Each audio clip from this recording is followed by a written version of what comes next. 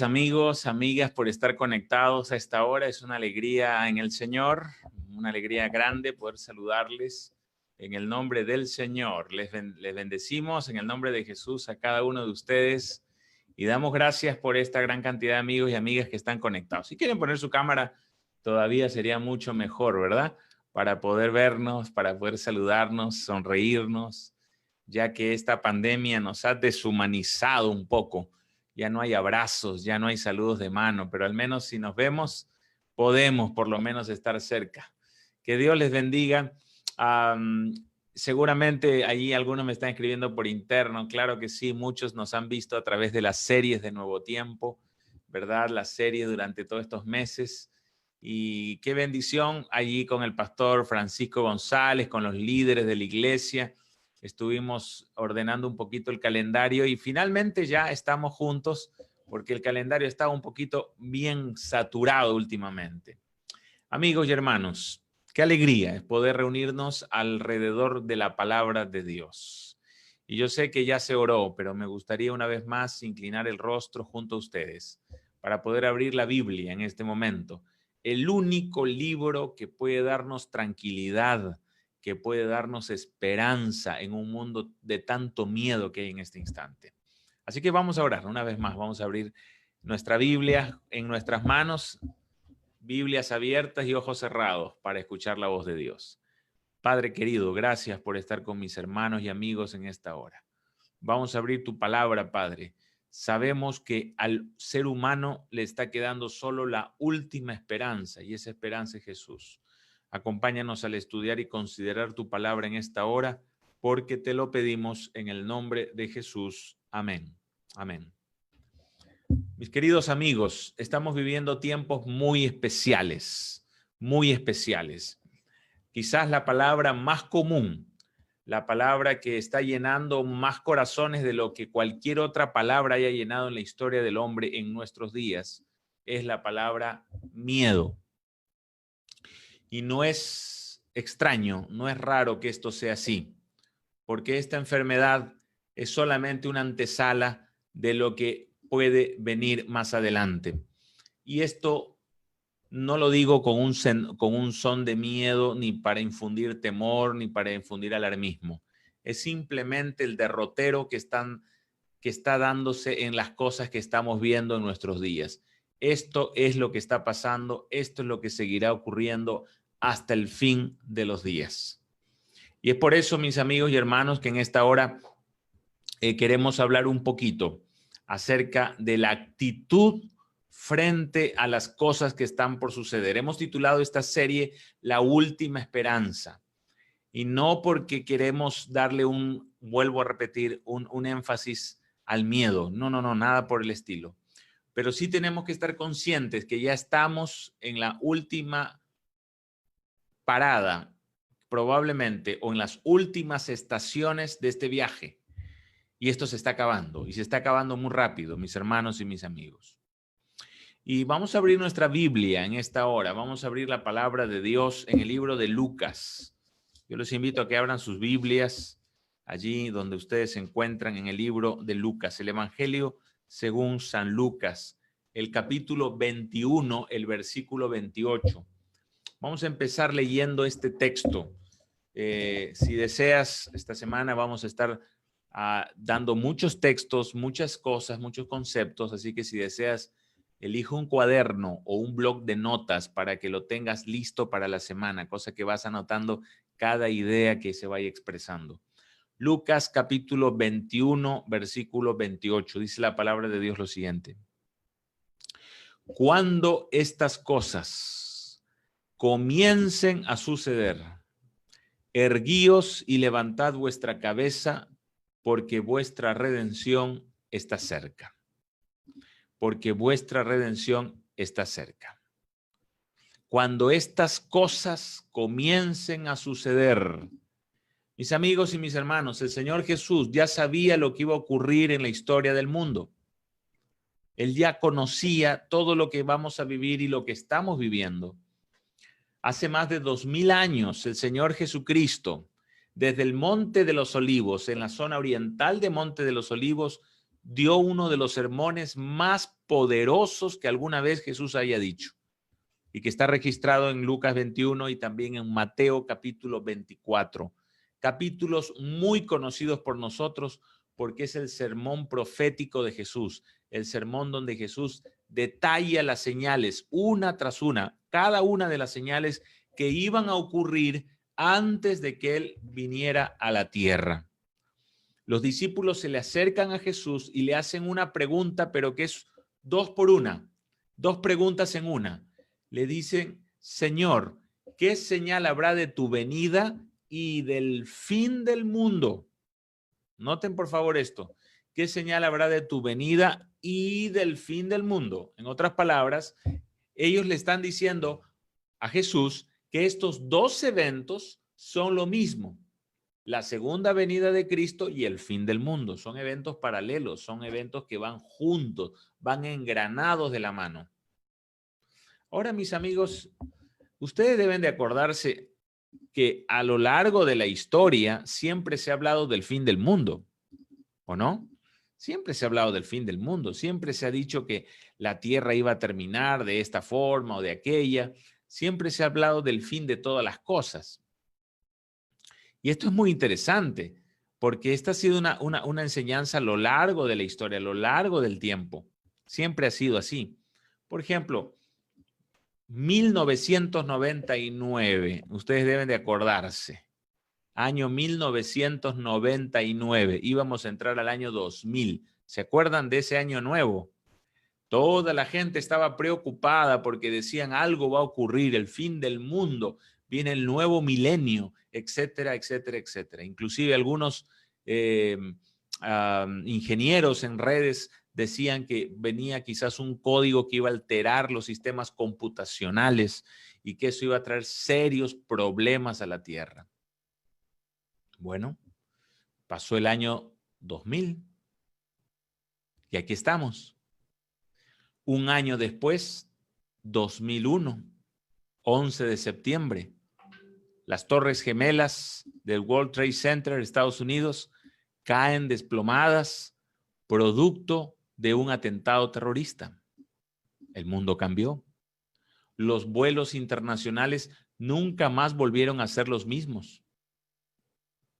A mí me tocaba justamente viajar por ese tiempo y los vuelos internacionales nunca más volvieron a ser los mismos. Los niveles de seguridad aumentaron muchísimo. Todo era ahora controlado. Ahora tú tenías que tener demasiados elementos de seguridad que tenías que tener en cuenta cada vez que viajaras. El mundo cambió, año 2001.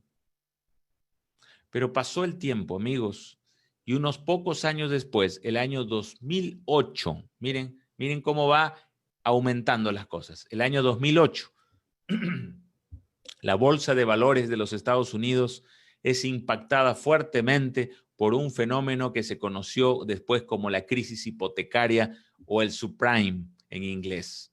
Una crisis potentísima que hizo que muchos bancos de Norteamérica empezaran a quebrar, empezaron a entrar en una crisis espantosa. Acuérdense, el año 2008. Y al poquito tiempo todos los precios empezaron a subir en diferentes partes del mundo. Yo me encontraba en Chile en ese momento y me acuerdo que ese día cuando escuchamos la noticia de la burbuja inmobiliaria que estaba reventando y la crisis hipotecaria había dado su resultado final fatídico y que los bancos estaban empezando a quebrar, yo me acuerdo que esa noche fuimos con mi esposa al supermercado ahí en Chile y nos dimos cuenta que los precios ya estaban empezando a variar y al día siguiente ya habían variado. 2008.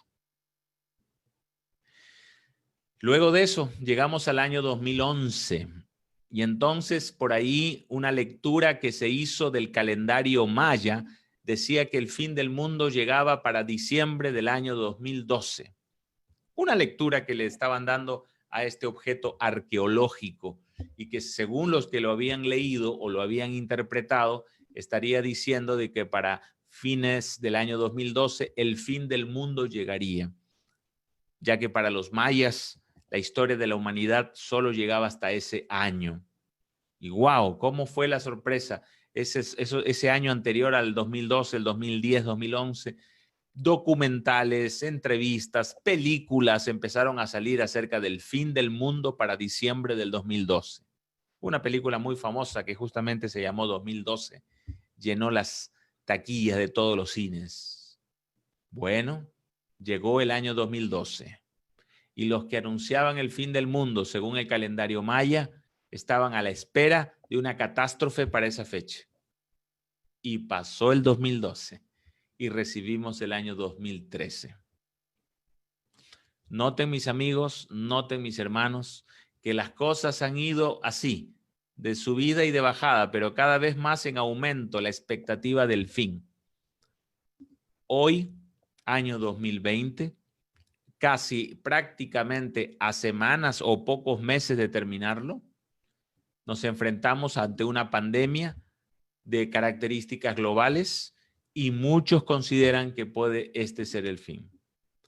Algunos me podrán decir, pastor, ¿qué características tiene esta pandemia que no ha tenido otras en la historia del mundo? ¿Qué características? Yo quiero compartir con ustedes algunas imágenes que pudieran ayudarnos a entender un poquito el tema de hoy. Y para ello yo voy a compartir mi pantalla en este momento. Ustedes van a ver mi pantalla. En Génesis capítulo 3, versículo 17, el Señor dijo al hombre cuando pecó. El Señor le dijo al hombre cuando pecó: por cuanto obedeciste a la voz de tu mujer y comiste del árbol del que te mandé diciendo, no comerás de él, maldita será la tierra por tu causa, con dolor comerás de ella todos los días de tu vida. Amigos queridos, la historia de este mundo empezó con dolor después del pecado, porque Dios tenía destinado para que el hombre viviera eternamente. El hombre había sido creado con la posibilidad de nunca haber enfermado, de nunca haber tenido pandemias, ni enfermedades, ni cáncer, ni diabetes, ni hipertensión. Dios, cuando creó todas las cosas, dice el libro de Génesis, que le puso un sello de garantía a todo lo que Dios creó. ¿Saben ustedes cuál era el sello de garantía? Dice Génesis, y todo lo que Dios hizo era bueno en gran manera. Dios creó todo bueno. A veces me escriben algunas personas por las redes sociales y me dicen, Pastor Daniel, ¿por qué la pandemia? ¿Por qué Dios permite la muerte de inocentes? ¿Por qué Dios permitió que mi abuelito, un hombre bueno, tuviese que morir de una forma tan horrible, prácticamente ahogado, sin oxígeno? ¿Por qué? Mis amigos y hermanos que están presentes, déjame decirte algo. No estaba planeado, no estaba programado que este mundo tuviese el dolor, el sufrimiento y la muerte que hoy padecemos. Este es el resultado de la obra de un enemigo que sembró la cizaña en medio del trigal que Dios creó sobre la tierra. Pero no solamente del enemigo, sino también del acceso que el hombre le dio a ese enemigo. Porque Adán y Eva pecaron de manera voluntaria, no les obligó Satanás a pecar. Simplemente ellos decidieron abrir la puerta de su corazón y entonces el mundo entró en un estado de enfermedad y de muerte. ¿Por qué nos enfermamos entonces? Porque hoy, con el pecado en la tierra, tenemos un ecosistema dañado. Nuestro ecosistema, el planeta que nos rodea, está dañado por los efectos de la tierra, de la contaminación, el efecto invernadero, etcétera, etcétera. Porque tenemos cuerpos degradados. Nuestros cuerpos de hoy, mis amigos y hermanos, no son los cuerpos que tenía Adán y Eva o sus hijos o sus nietos. Porque recuerden que durante muchos siglos el ser humano, aún después del pecado, todavía conservaba alguna fuerza vital que le quedaba desde los tiempos edénicos. Recuerden solamente cuánto vivieron los nietos, bisnietos, tataranietos de Adán. Vivieron 800, 900, 600 años. Y esto fue porque el cuerpo del hombre, del ser humano, todavía podía elaborar la energía vital que iba restándole del cuerpo de Adán. En otras palabras, Dios cuando creó a Adán y Eva, dice Ellen White, le colocó una energía vital a ellos, pero esa energía vital empezó a degradarse progresivamente. Así como un ventilador, cuando tú enchufas un ventilador, el ventilador empieza a dar vueltas sus hélices rápidamente. Cuando tú lo desenchufas, las hélices no se detienen inmediatamente, se van deteniendo lentamente. Lo mismo ocurrió. El hombre se separó de Dios y su vida empezó a degradarse lenta y progresivamente. Por eso nuestros cuerpos hoy son degradados. Nuestros cuerpos están degradados. Un tercer aspecto, tenemos una herencia genética. ¿Por qué nos enfermamos? Porque tenemos una herencia genética, tenemos saltos genéticos, enfermedades que avanzan de un lado a otro y entonces las heredamos nosotros. Pero la cuarta razón es la mayor de todas, por nuestras decisiones pecaminosas. Nos enfermamos porque decidimos muchas veces enfermarnos con una mala alimentación, con una forma de vida sedentaria, etcétera, etcétera, etcétera. Decisiones pecaminosas. Entonces, resumiendo esta parte, el mundo está como está hoy como resultado de la obra del enemigo. Número uno, el causante principal es Satanás. La Biblia dice que él ha venido para hurtar, matar y destruir. Mi amigo que me estás escuchando, mi hermana, mi amiga que me escuchas y me ves en este momento, Satanás quiere destruirte. Ha intentado aniquilar tu vida muchas veces, destruir tu hogar, tu matrimonio, tus finanzas. ¿Cuántas veces ha querido atentar contra tu vida, contra tus hijos, contra tus ilusiones? Porque el diablo lo único que sabe hacer, dice Jesús en San Juan 10:10, es hurtar, matar y destruir. Esa es la obra de Satanás. A lo largo de mi ministerio he visto mucha gente destruida por la obra de Satán. Divorcios, adulterios, fornicaciones, vicios, adicciones, soledad, depresión. Pero lamentablemente muchas de esas decisiones por las cuales llegamos hasta ese punto pasaron por nuestra voluntad. Decidimos llegar hasta ese punto por nosotros mismos, lamentablemente. Así es que lo que hoy vivimos, pandemias y enfermedades globales, están muy relacionadas con las palabras de Jesús en San Mateo capítulo 24. Por favor, te invito a abrir tu Biblia una vez más en San Mateo capítulo 24 y lee conmigo lo que dice el versículo 7. Porque se levantará nación contra nación y reino contra reino, y habrá pestes y hambres y terremotos en diferentes lugares. Y el versículo 8 dice, y todo esto será principio de dolores. Todo esto será principio de dolores. Amigos queridos, no hay forma que el ser humano de alguna o de otra manera se libre de estas señales que están apareciendo en nuestros días. Estas son señales que lamentablemente están ocurriendo delante de nuestros ojos y que afectan a toda la humanidad, a toda la humanidad. Entonces, mi querido amigo, mi querida amiga que me escuchas, Dios está dando una oportunidad al hombre hoy para que pueda poner sus ojos, para que vuelva sus ojos a Él, para que de alguna o de otra manera sus ojos puedan guiarse a la voz de Dios y de esa manera escuchar el último llamado en la última esperanza. Las pandemias y enfermedades globales han alterado el orden de nuestro cuerpo, han sido también el producto de intervenciones dañinas del hombre y las acciones instigadas por el mismo Satanás. ¿Saben cuáles han sido las pandemias más letales de la historia? La peste negra. No crean que el coronavirus es el más letal que ha sido en la historia, que ha habido en la historia. No, mis hermanos. La peste negra fue la peor de todas. Fue la que duró del año 1347 al año 1351. Esa plaga se originó en las ratas, llevó más de 200 millones de seres humanos a la muerte y casi el 50% de la población de Europa desapareció. Europa tardó 200 años en recuperarse. Luego vino la viruela, luego la gripe española, la plaga de Justiniano, el SIDA, ¿verdad? Cuando ya se descubre en el año 81, fue la tercera peste también de 1855, la peste Antonia, etcétera. Y las pestes más terribles del siglo XVII fue la gripe asiática, la rusa, la de Hong Kong, el cólera, etcétera, etcétera, etcétera. Amigos queridos, esto no es nada nuevo.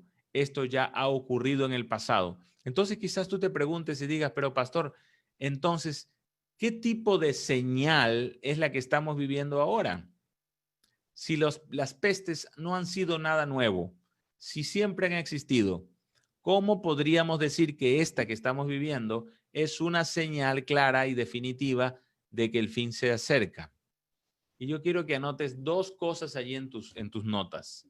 Dos palabras que son claves para entender las señales del fin, las señales que Jesús nos dejó en su palabra. Y estas dos señales son las siguientes. Número uno, intensidad. Las señales del fin, los acontecimientos finales de la historia del hombre serían más intensos. ¿Ok? ¿Qué significa intensidad? Significa fuerza, potencia. Y la segunda señal sería, ¿cuál? La frecuencia. ¿Y qué significa la frecuencia? Es decir, cada cuántas veces se van dando estas cosas. Y nosotros nos estamos dando cuenta que las enfermedades cada vez son más recurrentes, cada vez son más intensas, cada vez son más globales. El coronavirus no pasa del 3% de letalidad. Vale decir que si usted o yo nos enfermamos, Dios no quiera, pero si usted y yo nos enfermamos, solo tenemos el 3% de probabilidad de morir. 3%. Y 97% de que usted sobreviva. Pero entonces usted dirá, pastor, ¿cuál es la diferencia entonces? La diferencia es que esta peste, esta enfermedad global, es más fuerte desde el punto de vista de, como lo dije hace un momento, de su forma global, de la manera como se ha extendido en el mundo. Las demás pestes que yo mencioné y les puse el cuadrito por ahí, fueron globales, sí, pero no tanto. Reunieron ciertos países del mundo o de Europa, pero no fueron tantos. No sé si me dejo entender. Otras palabras, ¿fueron pandemias? Claro que sí. ¿Reunieron las características de una pandemia? Claro que sí, pero no fueron tan globales como las que estamos o la que estamos viendo en este momento, que prácticamente ha abarcado al mundo entero. Son muy pocas las naciones. Estaba revisando por ahí unos documentos de la Organización Mundial de la Salud y otras más, y estaba viendo de que son muy pocas las naciones que no tienen presencia de COVID. Muchas, la gran mayoría de las naciones del globo ya lo tienen. Entonces, aquí yo quiero detenerme, mis amigos y mis hermanos, para poder distinguir un par de cosas que de repente, cuando hay gente atea, cuando hay gente que no cree en Dios, cuando hay gente que dice, no, esto ustedes siempre lo han predicado, esto no es nada del otro mundo, esto ya ha ocurrido siempre, muchas veces nos van a venir esos argumentos muy normales, muy naturales entre las personas que no consideran a Dios en su vida, ¿ok? Pero yo quisiera citarles un texto de la Biblia que ustedes pueden emplear para este tipo de argumentos que las personas empiezan a tener en sus corazones. ¿Y cuál es ese texto de la Biblia? Por favor, toma nota. Este texto lo escribió Pablo, el apóstol, en el capítulo 5 de Primera de Tesalonicenses. Primera de Tesalonicenses, capítulo 5. Vamos a leer desde el versículo 1 hasta el versículo 6. Lean conmigo, por favor. Cuando Pablo escribe esto a la iglesia cristiana en Tesalónica, en Asia Menor, Pablo les está hablando a una iglesia que era muy ferviente en el amor de Dios. Era una iglesia que amaba, anhelaba estar siempre del lado del Señor. Era una iglesia ferviente en la segunda venida de Cristo. Eran adventistas en Tesalónica. Y Primera de Tesalonicenses 5, versículo 1 al 6 dice lo siguiente: pero acerca de los tiempos y de las ocasiones no tenéis necesidad, hermanos, de que yo os escriba, porque vosotros sabéis perfectamente que el día del Señor vendrá así como ladrón en la noche. Quiero que noten algo interesante. Dice Pablo, ustedes saben perfectamente que el día del Señor vendrá. La iglesia de Tesalónica tenía clara la segunda venida de Cristo. Sabían perfectamente que Cristo volvía a la tierra. No había duda en ellos. Y el verso 3 dice Pablo, que cuando digan paz y seguridad, entonces vendrá sobre ellos destrucción repentina, como los dolores a la mujer encinta, y no escaparán. Y quiero detenerme aquí un momento. Los dolores a una mujer encinta. Pablo compara la crisis final como los dolores de una mujer encinta en la etapa previa al parto. A ver, quiero ver cuántas mamitas hay presentes en nuestra transmisión. Levanten la mano, ¿cuántas son mamás? Madres. Ahí vemos a Esther, Isabel, Inés, Rosa, Isela. Hay varias manos que se levantan. Bueno, los varones que estamos presentes nunca vamos a experimentar los dolores de parto, ¿no? Ahí mi hermano Miguel se sonríe. ¿Por qué? Lo que sí vamos a experimentar, como alguien me dijo en una iglesia allá en Chile, pastor, sí experimentamos dolores, pero es cuando vamos a la caja de la clínica a pagar el parto, ¿no? Esos son otros tipos de dolores, dolores económicos. Pero escúcheme bien, las mujeres que están presentes, que han levantado su mano y que son madres, y tú que me estás viendo por Facebook también, que quizás te identificas con lo que te voy a decir. Esto nosotros no lo sabemos por experiencia. Los varones lo sabemos solamente por lo que nuestras esposas han vivido, ¿no? O nuestras hermanas, los que tienen hermanas. Pero, a ver si las damas me dan la razón. Cuando tú ya llegas al mes 9, ¿no? A la semana 36 o por ahí cercano, tú te vas dando cuenta que los dolores van en aumento. Y los dolores van en aumento, van en intensidad, es decir, más fuerte el dolor, y en frecuencia. Y a eso se llaman contracciones. A más contracciones en menor frecuencia, quiere decir que el bebé ya viene. ¿Amén? ¿Estamos claros? ¿Qué dice Pablo? Ahora entenderás lo que dice Pablo. Pablo dice que cuando digan paz y seguridad en el mundo, viene al revés. Mira qué interesante. Cuando más se predique de paz, seguridad, unidad, amor, etcétera, lo que va a venir, lo que tenemos que esperar es todo lo contrario. Es destrucción repentina. Y ahora dice, como los dolores a una mujer encinta. Yo puedo decirle a mi esposa, ya, tranquilita, ya va a pasar. ¿Qué va a pasar? En ese momento le está doliendo más. No le va a pasar nada, le va a doler más. Y yo tengo que decirle, yo le podría decir, mira, aguanta porque todavía el dolor no ha empezado. Estos son como principio de dolores. Pero obviamente nosotros le decimos con otras palabras para que se anime y se fortalezca. Yo no quiero asustarte en esta hora. Yo no quiero asustarte y decirte cosas que no te hagan dormir esta noche. Pero yo soy pastor de la Biblia, de la palabra de Dios. Y como pastor tengo que decirte la verdad. Hay predicadores hoy en día que dan palmaditas en la espalda a la gente y dicen, todo esto va a pasar tranquilo, esto va a mejorar, esto va a ser para mejor. Cuidado con esas predicaciones que en el deseo quizás, en el deseo y el anhelo de animar a la gente, cometen el error de introducir una idea teológica o una idea bíblica que la Biblia no enseña. La Biblia no enseña que esto va a mejorar. La Biblia enseña que esto se va a poner peor y que esto es solamente principio de dolores. Ahora tú dirás, pastor, wow, qué ánimo nos está dando. Ok, pero es que ahora lo bueno viene. Y lo bueno es que en medio del dolor y del sufrimiento, nosotros no estamos en tinieblas. Mira lo que dice ahora el versículo 4. Más vosotros, hermanos, no estáis en tinieblas para que aquel día os sorprenda como ladrón. Amén. No estamos en tinieblas. ¿Qué es estar en tinieblas, pastor? Estar en tinieblas es estar en oscuridad. Es meterte en una cueva sin llevar una linterna. ¿Qué es lo más peligroso que te puede ocurrir? Que te caigas, que te golpees la cabeza o que te hundas en un hoyo. ¿Y por qué, pastor, no debemos estar en tinieblas? Por lo que dice Pablo, tenemos pues la palabra profética más segura, a la cual hacéis bien en estar atentos como una antorcha que alumbra en un lugar oscuro hasta que el día amanezca. Amén. Esas son palabras literales del apóstol Pedro. Para Pedro, la palabra profética es una antorcha. para el pueblo adventista, para el pueblo de Dios, para el pueblo cristiano en estos días, ¿cuál debiera ser la antorcha en medio de esta noche oscura que estamos viviendo? Es la palabra de Dios, pero más específicamente la palabra profética. La Biblia tiene muchos tipos de textos.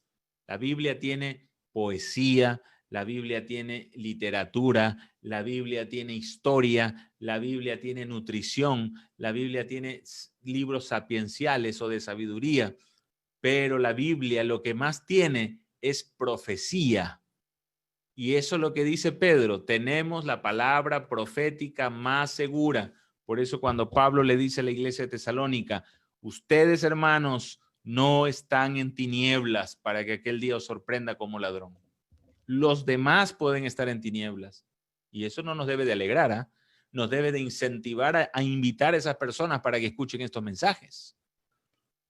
Yo espero que mañana usted traiga 1, 2, 3 personas que se conecten al Zoom, que están en tinieblas y que no saben lo que viene y que duermen todas las noches con miedo y sienten que esta tierra puede pasarle cualquier cosa y están pegados a videos de YouTube que hablan de todo, ataques reptilianos, un asteroide que pronto va a caer sobre la Tierra, etcétera, etcétera.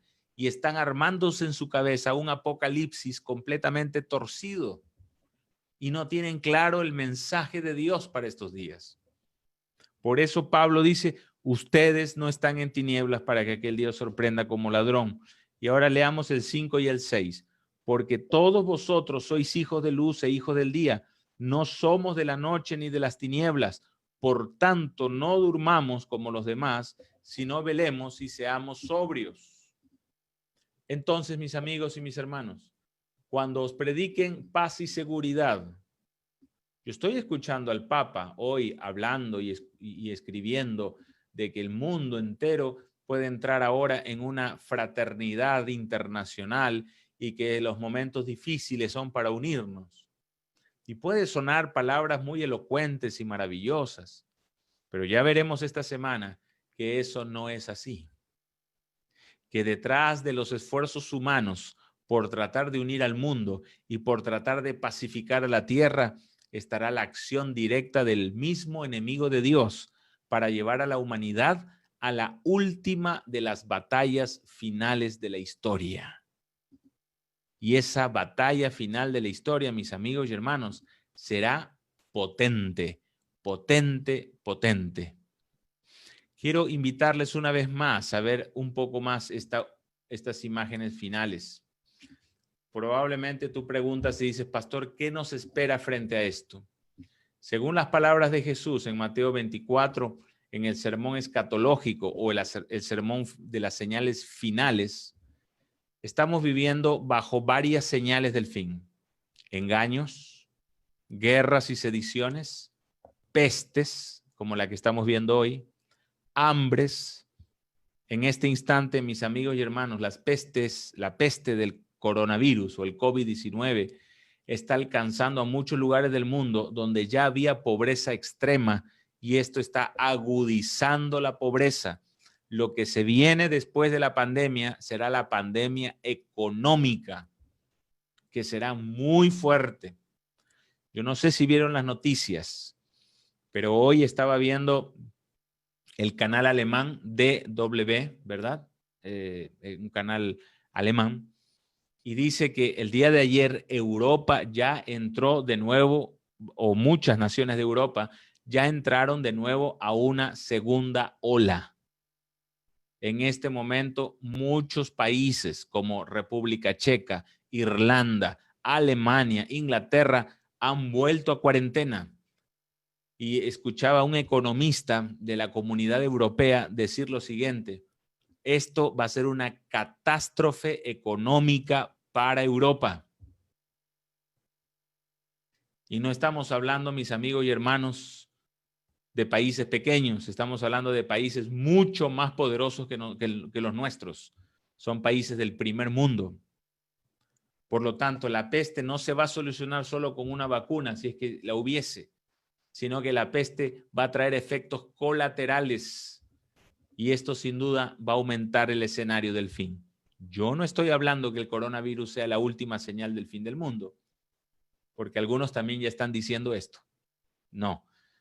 Pero como dijo el pastor Ted Wilson en uno de los artículos que escribió para la revista Dentista hace un par de meses, él decía, el coronavirus no es el fin, pero es un precursor del fin.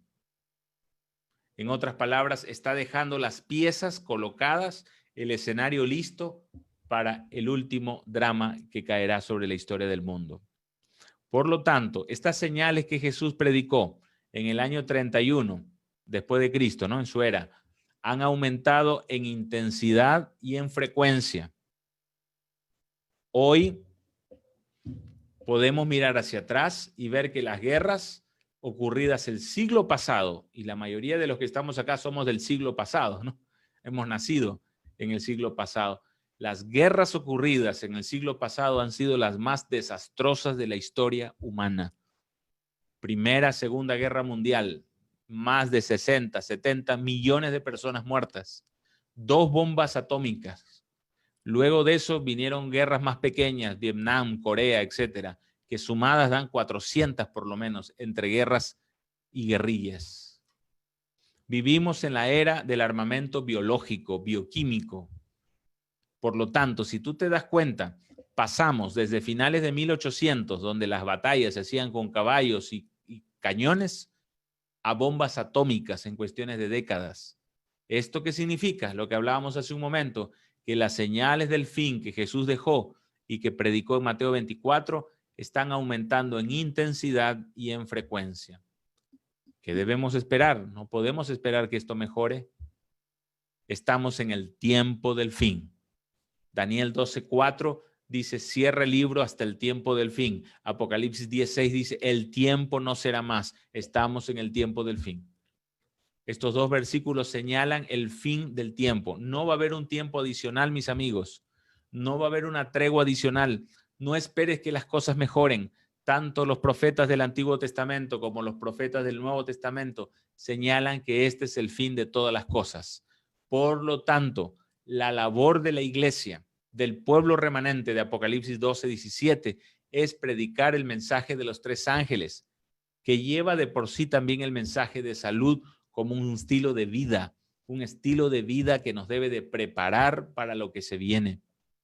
Esta enfermedad está golpeando a aquellos que han tenido enfermedades de base, o muchos de ellos enfermedades por estilo de vida, por mala alimentación, por consumo de alimentos que no deberían consumir, por una vida sedentaria sin actividad física, etcétera, etcétera, etcétera. Pero hay tiempo todavía, hermanos. Hay tiempo, amigo, de cambiar. Dios nos está dando una segunda oportunidad. Yo hoy día le decía a mi esposa esta tarde, yo siento en mi corazón que el Señor le va a dar una tregua a su pueblo después de la pandemia, porque Dios permite que a veces el mundo sea tocado por el dolor y la aflicción, pero luego el Señor le da una tregua a su iglesia y a su pueblo para prepararse para lo que viene. Esto siempre lo ha hecho el Señor a lo largo de la historia. Oremos para que sea así, para que esta pandemia, para que esta crisis que estamos enfrentando y la que viene sea una tregua o el inicio de una tregua que Dios nos dé para terminar de despertarnos. Porque Primera de Tesalonicenses 5, versículo 6 dice claramente, por tanto, no durmamos como los demás, sino velemos y seamos sobrios. Pablo está diciendo, no duerman, hermanos. Yo sé que los ojos se nos caen cuando viene el sueño. Y estamos entrando a una noche muy pesada de la historia del mundo, una noche muy oscura de la historia de la humanidad. Y puede que nuestros ojos se caigan del sueño. Y es donde el Señor nos dice, no dejen de estar despiertos. Está a punto de amanecer. Estén despiertos. Está a punto de rayar el alba. Estén despiertos. Está a punto de verse las primeras luces de un nuevo amanecer. ¿Sabes? Hay un detalle interesante y voy a ir terminando con esto. El amanecer siempre ha traído en sus alas la libertad. ¿Se acuerdan de la noche de la muerte de los primogénitos? ¿Se acuerdan de la última plaga sobre Egipto? Cuando llegó la plaga sobre Egipto, ya dado a que Faraón tenía un corazón tan duro que no quería dejar al pueblo de Israel libre, dice que el pueblo de Israel pasó esa noche en oscuridad, cerrada la puerta de su casa. Me hace recordar el encierro en que estamos nosotros en este momento. Cerrada la puerta de su casa, los hijos no podían salir a la calle, nadie podía salir a la calle. Aquella noche comerían cordero, comerían hierbas amargas y comerían ácimos, panes sin levadura. Y pondrían en el dintel de sus casas la sangre de un cordero. Aquella noche iba a ser una noche larga. No podían dormirse. No podían dormirse. Tenían que estar despiertos. Porque aquella noche, que sería muy oscura, donde escucharían los gritos de los primogénitos egipcios que morían porque no creían en la sangre del cordero, esa noche, cuando amaneciera, sería el primer día de la libertad del pueblo de Israel. Amigos y amigas, estamos en la noche. Pronto va a amanecer. Y yo te quiero hacer una pregunta en el nombre de Jesús. ¿Has puesto la sangre de Jesús en el dintel de tu corazón? ¿Has sido limpiado y bañado en la sangre de Cristo Jesús? ¿Dónde está tu corazón? Allí está tu tesoro, allí está todo lo que a ti te interesa. Esta pandemia nos ha mostrado lo frágiles que somos. Un pequeño y microscópico organismo ha puesto de rodillas a la humanidad. Y es porque el Señor nos está mostrando que a pesar de todo nuestro orgullo y soberbia humana, a pesar de todos nuestros logros humanos a lo largo de la historia, no somos nada sin Dios. Vienen a mi mente las palabras de Jesús. Yo soy la vid y vosotros los pámpanos. El que permanece en mí y yo en él, este lleva mucho fruto, porque separados de mí, nada podréis hacer. Amigos queridos, en el nombre de Jesús, yo quiero hacerte una pregunta. Probablemente tú estás escuchando este mensaje por Facebook, lo estás viendo a través de la transmisión de Zoom, para los que entraron al link de Zoom. Por donde quiera que estás escuchando este mensaje, en el nombre de Jesús, yo quiero invitarte para que le abras la puerta de tu corazón a Jesús como tu amigo. Este es el momento para reconciliarte con Dios. Ya no hay tiempo que perder. Yo te podría creer que hace 10, 20 años tú me podrías decir, pastor, ya, más adelante, no es el momento, yo después lo haré. Ahora es el momento. Ahora llegó el momento que tú habías postergado tanto tiempo. Este es el momento en que el Señor te está diciendo, llegó el momento de entregar tu vida en mis manos. Y mi querida amiga, mi querido amigo, si tú me estás escuchando en esta hora, no eres bautizado, no eres bautizada, no has sellado tu vida con Cristo Jesús. Yo quiero invitarte en el nombre de Jesús que entregues tu vida a Cristo. Que te bautices en el nombre del Padre, del Hijo y del Espíritu Santo. Porque esto no se va a detener.